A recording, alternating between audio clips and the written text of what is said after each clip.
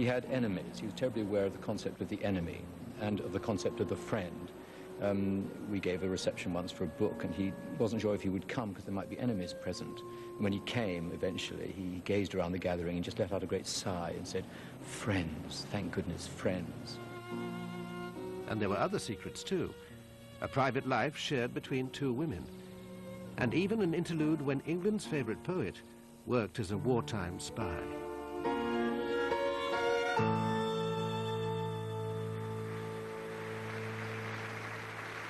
John Betjeman was the most popular poet laureate since Tennyson.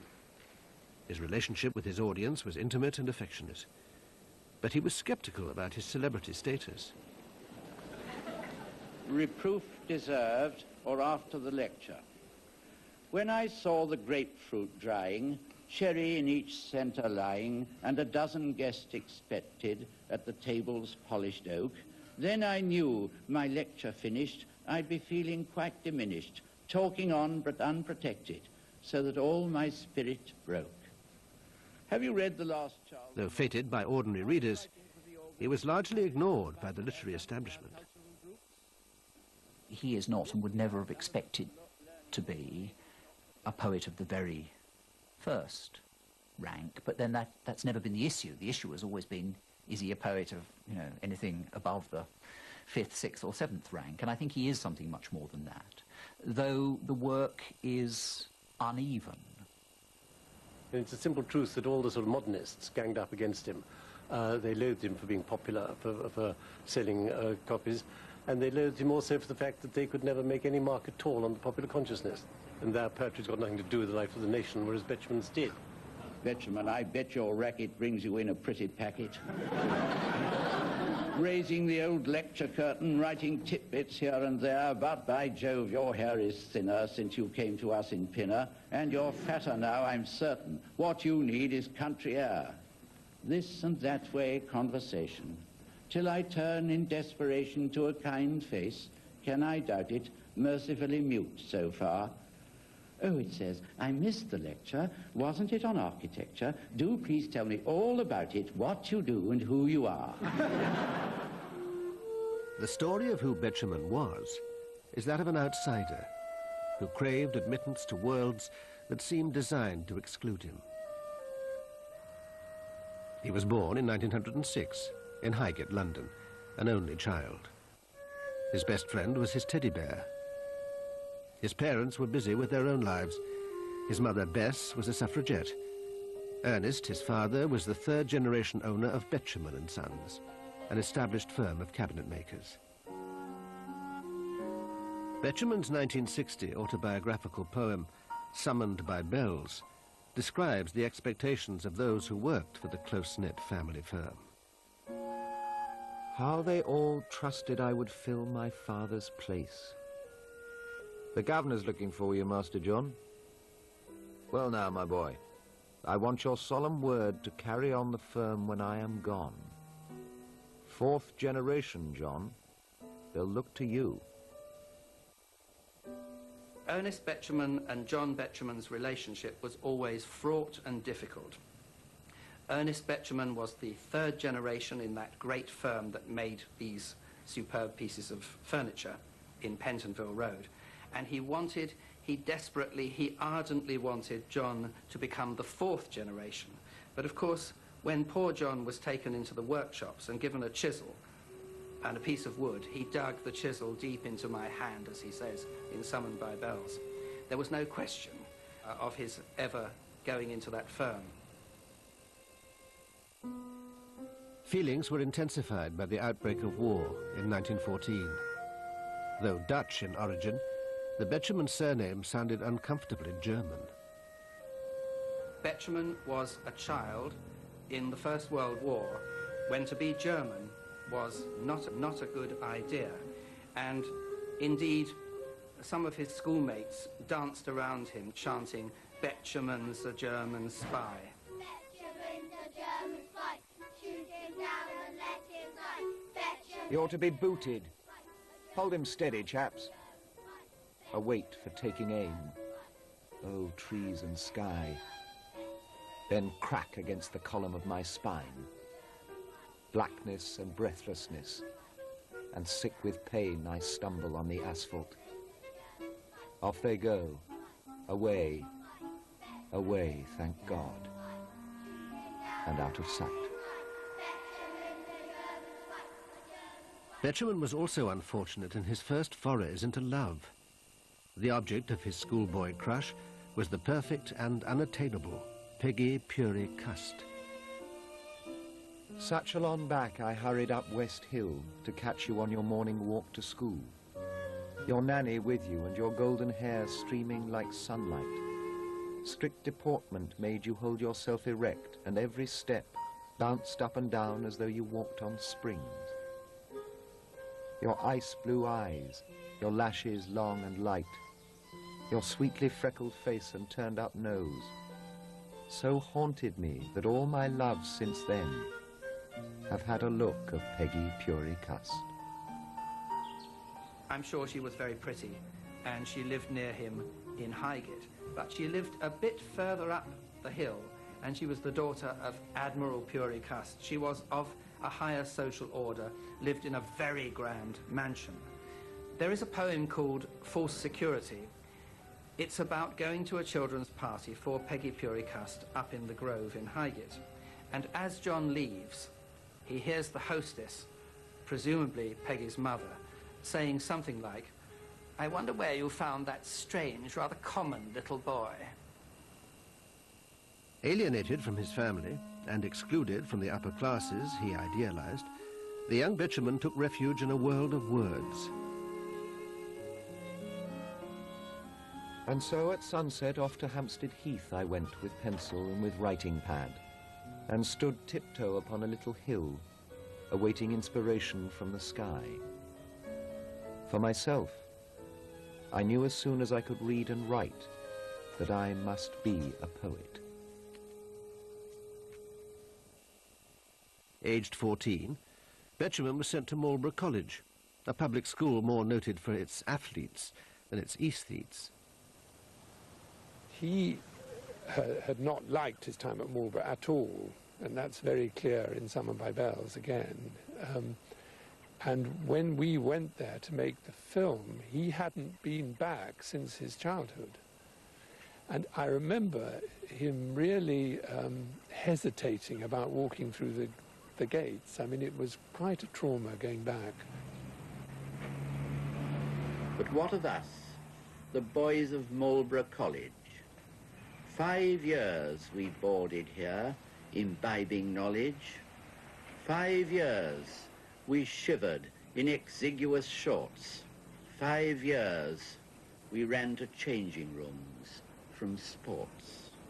I think it must have been awful for a boy like him, because he was doing many things that were repugnant to him, and he was being made to do them.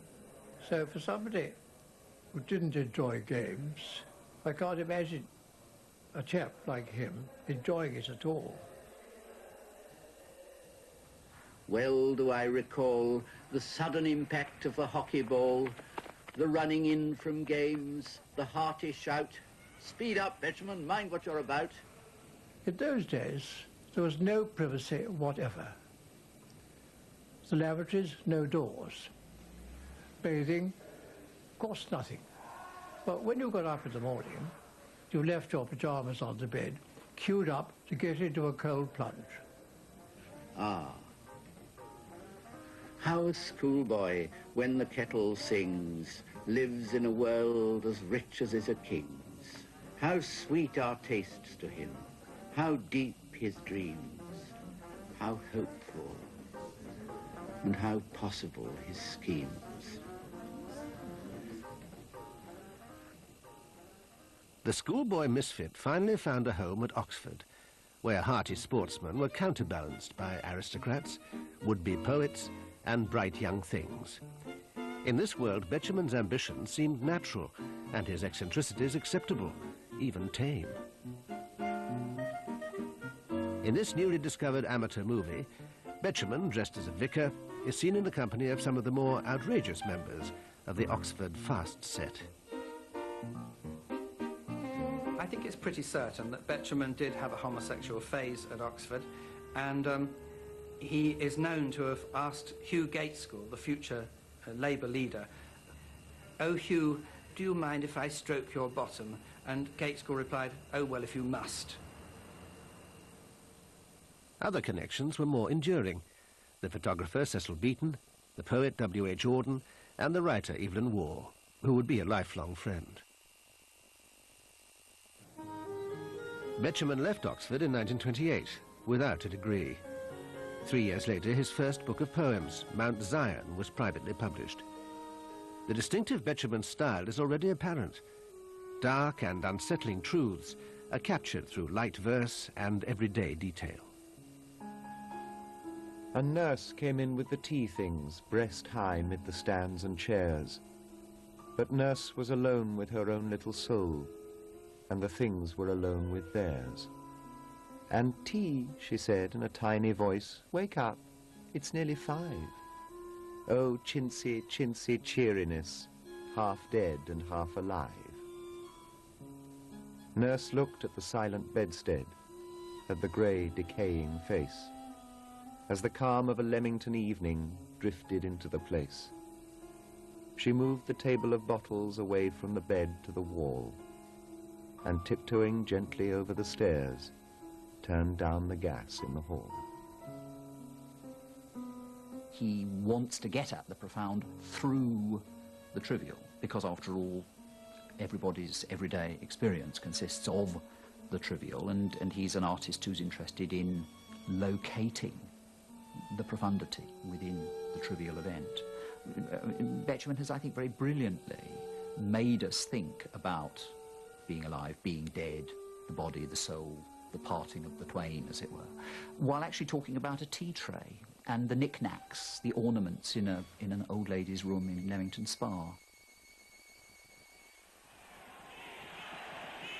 In the politically turbulent climate of the 1930s, to be a poet of the ordinary was a revealing choice.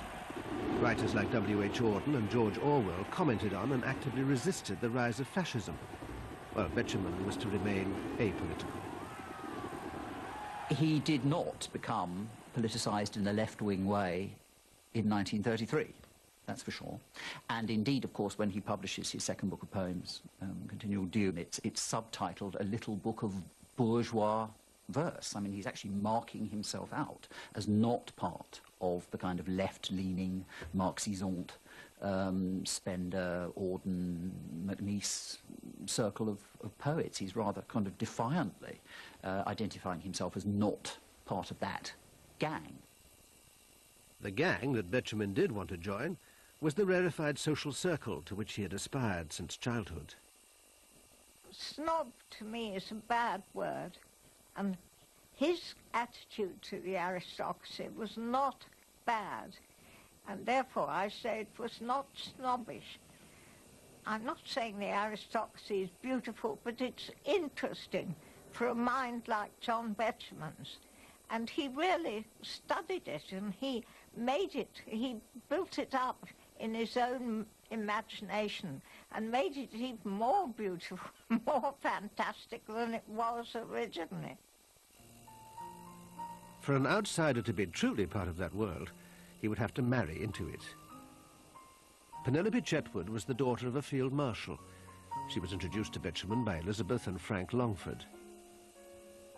For some reason, we both agreed they were very well suited to each other, and we wanted them to meet.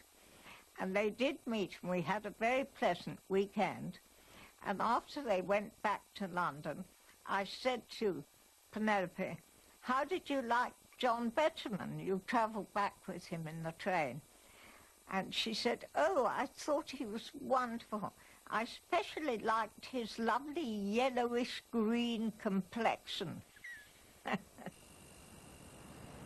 John was invited to dinner at the Savoy to meet the Chetwoods, to see what kind of an impression he would make on the field marshal. And John being John, he wore a bow tie on a piece of elastic, and during the course of the dinner he kept on twanging the bow tie and pinging it back into position. Penelope's mother went round saying, "My daughter's getting engaged to this little middle-class Dutchman. That's the sort of person we invite to parties, but we don't marry them. And they wanted her, in Penelope's phrase, to marry someone with a pheasant shoot. Ignoring her parents' wishes, Penelope married Betjeman secretly in July 1933. He seemed at last to have assembled the necessary ingredients for a happy life. But as in his poetry, the shadows of discontent and disappointment were always to be present beneath the sunny surface.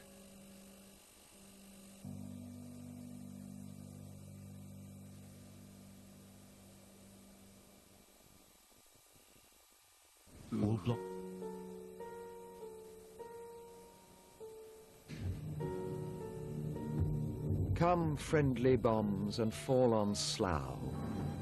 It isn't fit for humans now. There isn't grass to graze a cow. Swarm over, death.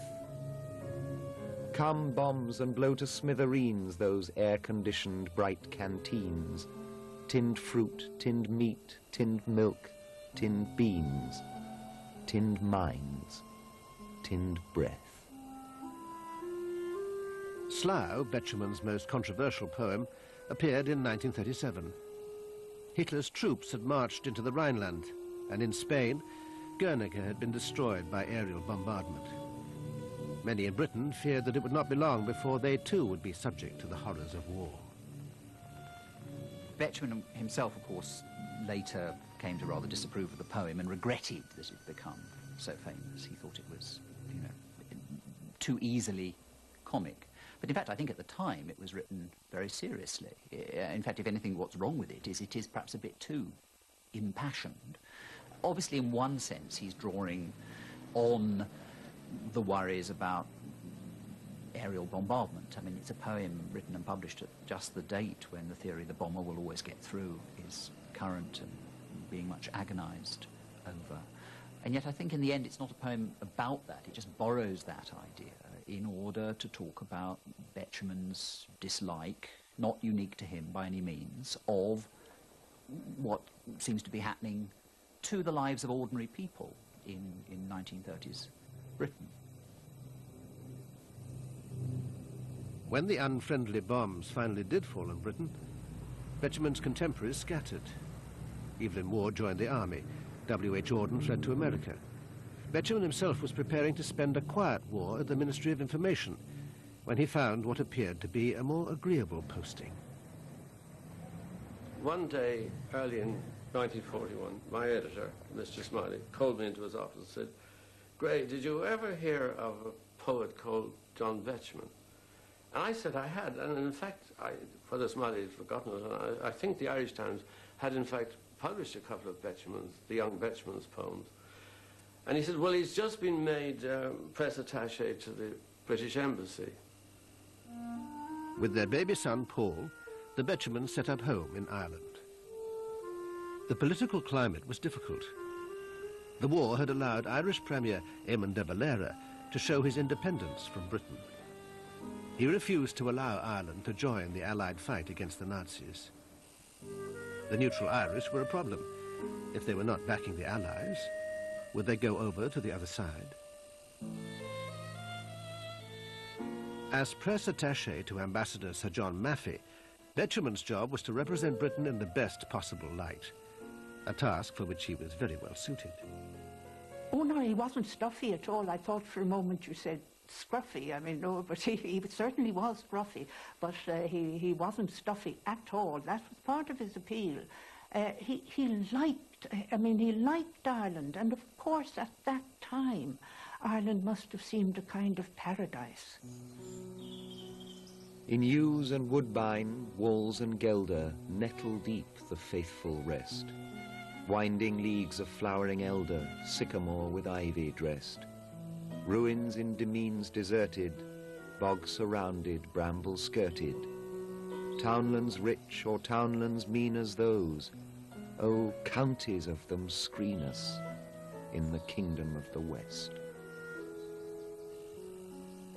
They lived in a kind of upmarket disorder, in a kind of upmarket bohemia, and we ate on our knees. It was a kind of, not kneeling, but we ate with our food on our knees. It was a kind of buffet, more almost like a picnic in a deserted drawing room would be that's how I remember it, and it was great fun. I can remember that, you know, the conversation absolutely sparkled. It was a wonderful time. Betjeman's most public coup was to persuade the Dublin government to allow Laurence Olivier to film the battle scenes of Henry V in Ireland.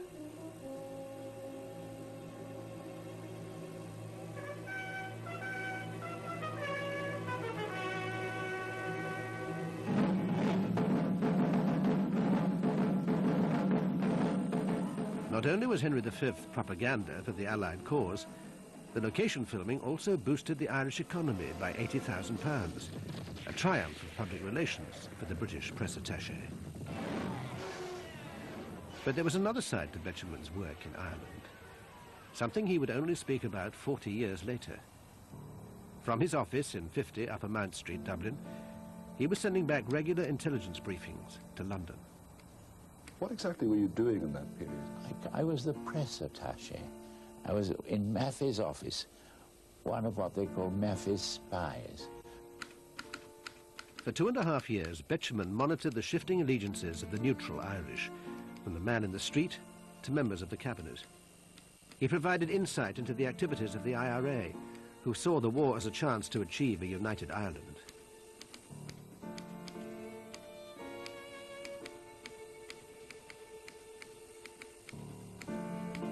The IRA is divided into Republicans, place hunters and gun maniacs, Nazis, anti-Christian and pro-Hitler.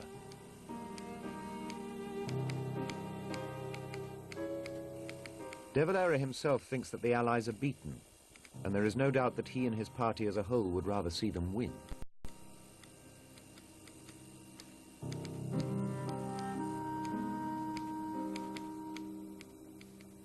Dublin pork butchers are almost all German. The bandmaster of the Irish Army is German.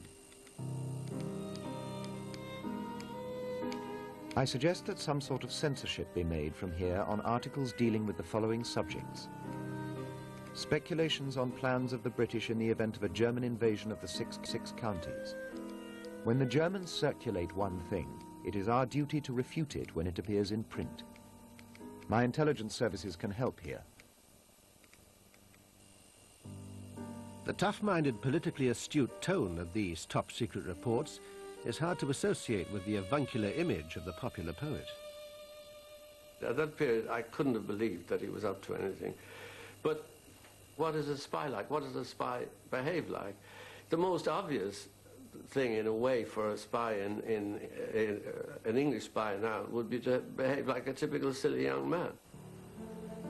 In London, Betjeman's controllers praised his work. Others were less pleased. The IRA, as Betjeman reported, was desperate and divided, and was looking for a way to strike back. Morale among IRA volunteers, both outside, those who were still at liberty, and particularly those who were still in jail, and I was one of them, it fell to a complete low. They almost lost all respect for a time until they reorganized themselves. Out of this spirit of desperation, a plan was born to assassinate a high-profile figure. The target was the British press attaché. The plot to murder Betjeman has remained a secret until now. This newly discovered letter, sent to Betjeman by a former IRA volunteer, tells the story. The letter you've shown me was put together by Dermot Brennan, who had, in the very early 40s, acted as a journalist and as a public relations person for the IRA in 41-42. Dermot Brennan was responsible for civilian intelligence for the Army Council. He details how the IRA planned to execute Betjeman. I got communications describing you as dangerous and a person of menace to all of us. In short, you were depicted in the blackest of colours. I had a call from 2 of the 2nd Battalion staff. They were determined to steer things with the British, They wanted to take the spotlight off the IRA internal difficulties. They told me they had picked a man they had heard about, a fellow named Betjeman. The letter concludes with an extraordinary revelation. The attempt on Betjeman's life was called off when Brennan read his poetry. I had looked up some of your literary work and came to the conclusion that a man who could give such pleasure with his pen couldn't be much of a secret agent. I may well be wrong. Anyway, the 2nd Battalion mob called off that little venture. John Betjeman left Dublin in August 1943, content with a job well done, not knowing how close to death he had come. The family, now with the addition of a young daughter, Candida, settled back into the kind of English life which Betjeman would come to epitomize.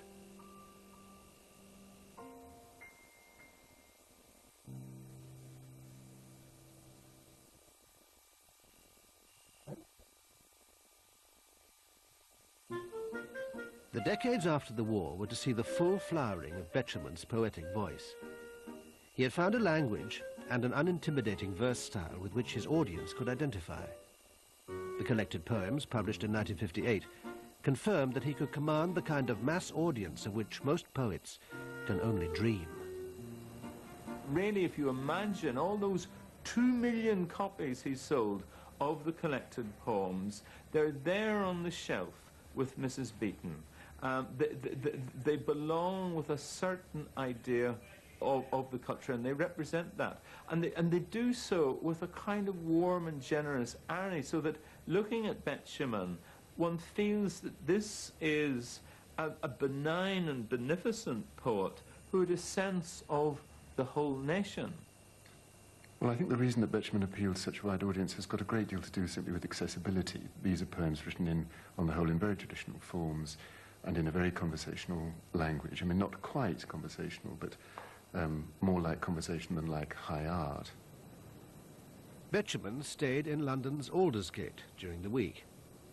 He joined his family in the country at weekends, where the little dramas of the local pony club provided an irresistible subject for his pen. It's awfully bad luck on Diana. Her ponies have swallowed their bits. She fished down their throats with a spanner and frightened them all into fits. So now she's attempting to borrow. Do lend her some bits, Mummy, do. I'll lend her my own for tomorrow, but today I'll be wanting them too. Just look at Prunella on Guzzle, the wizardest pony on earth. Why doesn't she slacken his muzzle and tighten the breech in his girth? It is, of course, a piece of social satire, but it's a piece of strangely affectionate social satire.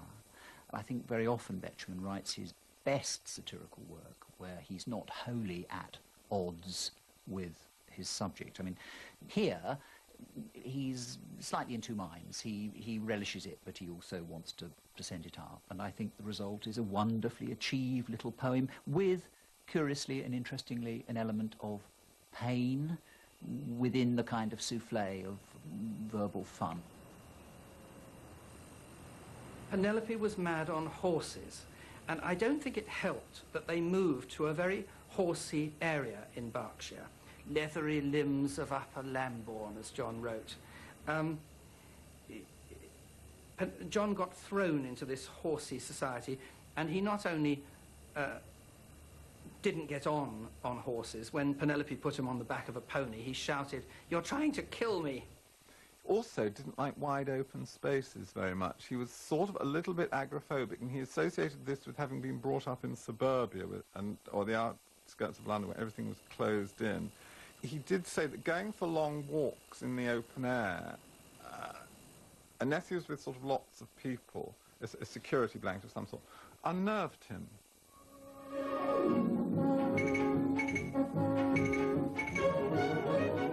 Despite his agoraphobia, the Shell Oil Company saw Betjeman as the perfect voice for their guidebooks to the English countryside. Before long, his skills were transferred to the screen. Here is the mausoleum of the Dashwood family, who live in West Wickham Park below. And not only Dashwoods lie here. To see those square recesses, they contain urns intended for the hearts of members of the Hellfire Club. As a broadcaster, he offered geniality, apparent expertise, and an absolute conviction in the rightness of his opinions. Betjeman and television would prove a hugely popular combination. He celebrated Britain as he saw it, from national monuments to suburbia, sometimes to the dismay of his friends. My father used to hold it against him, and thinking it was a betrayal of literature, education, intelligence, and everything to appear on television because you're sucking up to the masses. And rather quite nasty about it. My father was. I don't know, but the truth is that Betjeman was naturally a performer. He loved it, and he was a great success, and I think caused as much happiness possibly by his television appearances, though not, I think, quite as acute happiness as he did by his poems. Through that secret door, which was then hidden in tapestry, crossed this little room and hid himself in this cupboard. Television, I think, in fact, works rather well for Betjeman because it is not the art of the crowd. It's not the art of mass address, the art of the loudspeaker. It comes famously into individual people's individual houses and addresses one or two people sitting on their own sofa in their own living room. You know, the people who get the credit for the programmes on telly are the people whose voices and faces, like my awful face, become familiar. We also get the raps. But television is teamwork, and we artistes are only a small part. You've got to have a sympathetic producer. He was happy doing it. I think he was pleased to be involved in the whole process of filming. He loved making films. He loved the crew and the jargon. He liked being part of a team. He was very good to work with. He was interested in everybody. One of the very early ones I did with him was a film about a hotel in winter at Clevedon in Somerset. And it was a day in the life of this hotel. And the hotel was largely full of old people. And he did a commentary imagining what they were thinking, what they might be saying to each other. And it was an incredible piece, really. And I don't think anybody had done that kind of film before. One thing about being in an hotel is that you're independent and you can pick and choose who you want to talk to. Which reminds me that I must go down to lunch. There's someone there I said I'd have a glass of sherry with, and I don't really think I ought to keep the old dear waiting any longer.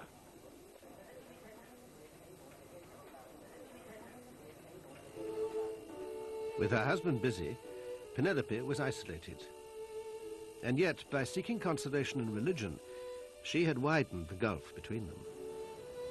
The real crisis of their marriage, however, occurred when Penelope became a Roman Catholic. And Evelyn Waugh tried to bully John into becoming a Catholic too, but John wasn't having any. Why?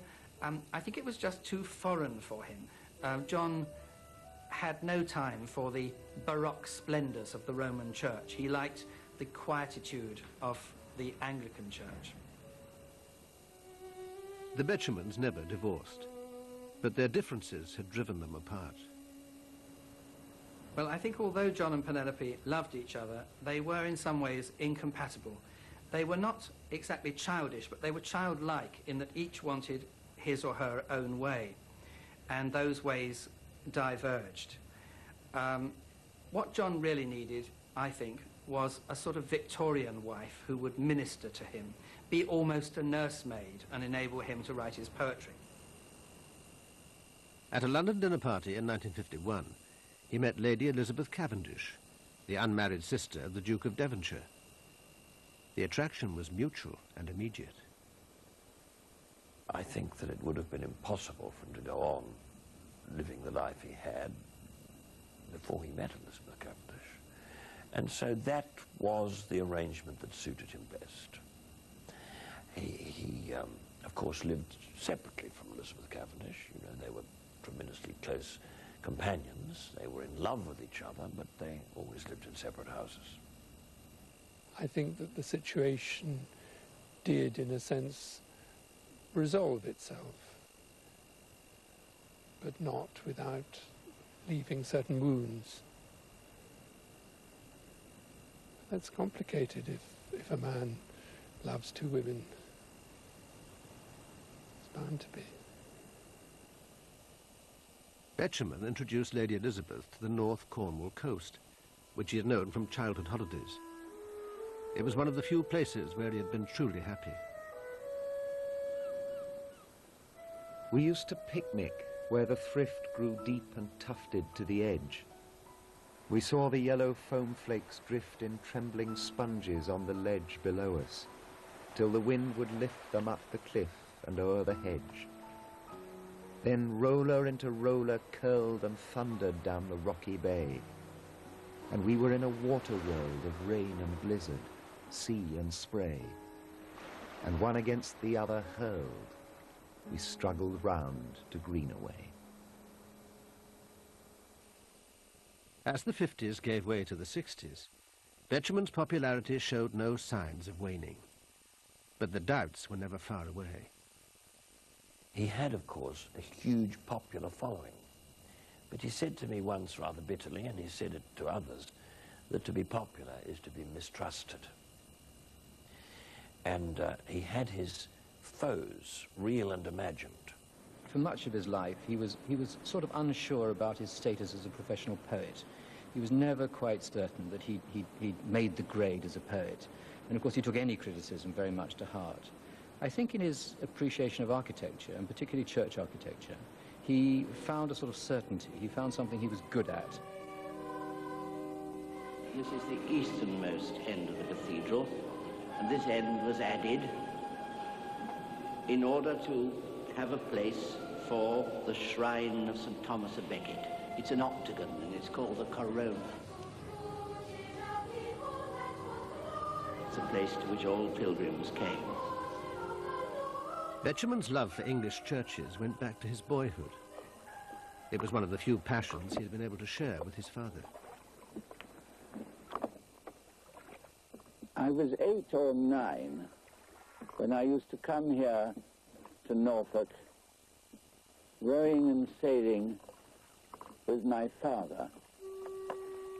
And I think it was the outline against the sky of the church tower of Belor which first gave me a passion for stopping at every church I saw and going in and having a look. How did the devil come? When first attack? These Norfolk lanes recall lost innocence. The years fall off and find me walking back, dragging a stick along the wooden fence, down this same path where 40 years ago my father strolled behind me, calm and slow. How did the devil come? When first attack? The church is just the same, though now I know Fowler of Louth restored it.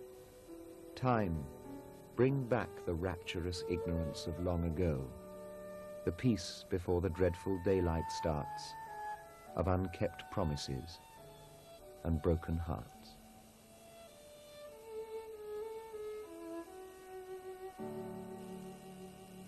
Half a century later, Betjeman would use his public profile to save from ruinous neglect some of London's finest churches. When we got down to St Mary le Strand, which was one of his favourite buildings, it was so sad then, it was always locked. I mean, it was disused at the time. And he ran a great campaign to try and get it back into use. It, of course, had no parish to speak of at the time, and there was no one really fighting for it. It was sitting here on this pathetic traffic island, surrounded by traffic, dirty, miserable, and I think it typified to Betjeman all that was saddest about the Church of England in the city. It had these majestic churches. It simply didn't know what to do with them.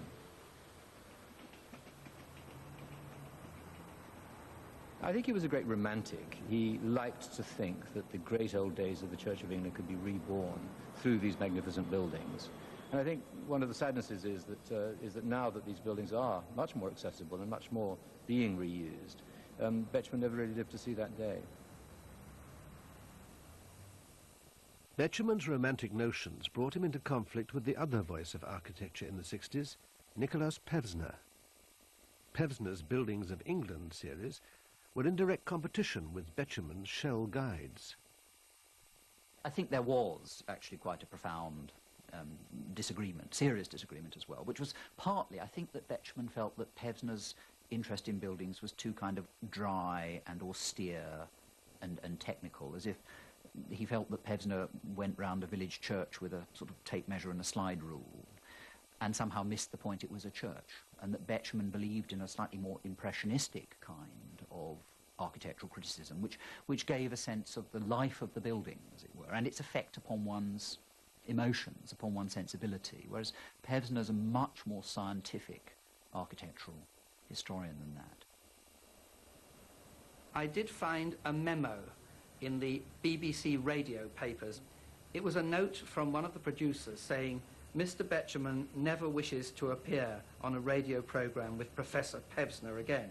And I suspect that there was some personal slight made by Pevsner to Betjeman on a radio programme. Betjeman was very clever, but he probably wasn't, in an academic sense, as clever as Pevsner. And Pevsner probably scored over Betjeman, and Betjeman never forgave it. Betjeman saw Pevsner speaking out for the kind of England which had first horrified him in the 30s, an England of planners and developers. I want to tell you before we go. It's very serious. There are rumours of an overspill coming. Thousands of industrial workers from the north of England and London will be settled down on rich agricultural land outside the town. It means that supermarkets will appear in the streets, that there will be strangers everywhere. Is it really in the public interest, to use a civil service phrase, to overwhelm a balanced, prosperous community with a strange one? Are the Treasury, the planning authorities, to trample on our hearts? It can't be right. I think there was a melancholy there, and of course a hatred of the modern world and the, almost every aspect of it.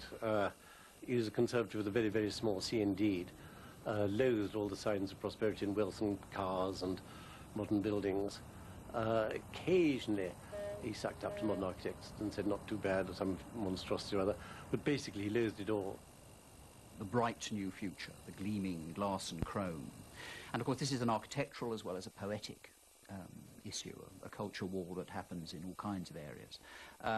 And Betjeman rejects the proposition that the way to make human beings happier is radically and mechanically to change the nature of the world they live in. And even at home in Britain, there are people, political interventionists of one kind or another, who are saying, let's tear up the book as we know it, let's rebuild, let's remake, let's create a gleaming new world. And Betjeman's always, I think, committed to the proposition that that is not the secret of human contentment. John was a private man in a very public position. He would have felt anguish a little more intensely than ordinary people. He was also subjected to extraordinary assaults. He put himself on the line in many cases, defending buildings.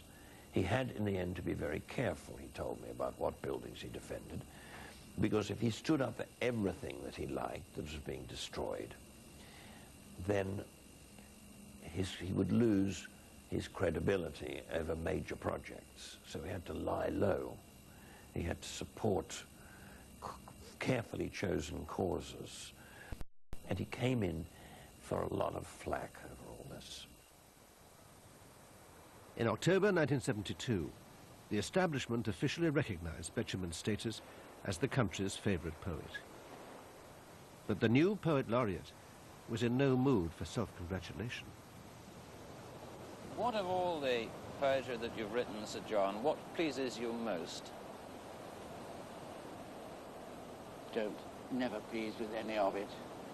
Always think it could be better. Which do you find most satisfying? I don't think I'm ever satisfied, as I don't think you can reach perfection on this earth. The nearest you can get to it is where we're standing now with the waves and the sea and the Yes. ever-changing light. In his later years, I think he was feeling increasingly fearful and uncertain. He was producing less poetry. There were more calls upon his time. There were more interruptions to his work. Every now and then a poem shone forth as the old Betjeman. The occasional potboiler appeared as John's fear tended to dominate his talent. With the onset of Parkinson's disease in the mid-70s, followed by a series of strokes, the themes of age and mortality which Betjeman had explored since his youth had now become reality. He said that he went visiting a hospital. I think it must have been St. Bart's, because he was living in Clothford at the time. And a nun he knew was dying in hospital. And he said to her, "Aren't you afraid of dying?" And she said, "Oh, no, not at all. It would be like packing up books at the end of term," which is another very Betjeman-esque image, actually. And he said, "I wish I could feel like that, but I don't." John Betjeman was buried in St. Enodox Church, Cornwall, in May 1984. He died down here in Cornwall. The actual day of his funeral, there was a tremendous storm. And in a way, it somehow felt appropriate. You know, this part of Cornwall is very wild, and it's what Betjeman loved about it. It's not a pretty, pretty place. And I know when I was one of the pallbearers, we had to carry the coffin nearly a mile to the church. There's no road to the church. And we were completely soaked through.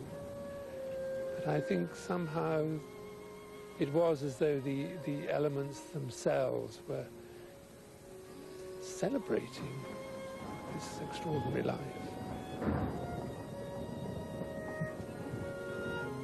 His wife, Penelope, his children, Candida and Paul, and his companion, Lady Elizabeth, were all present at the funeral.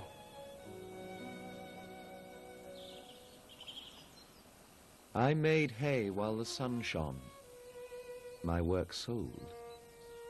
Now, if the harvest is over, and the world cold, give me the bonus of laughter as I lose hold.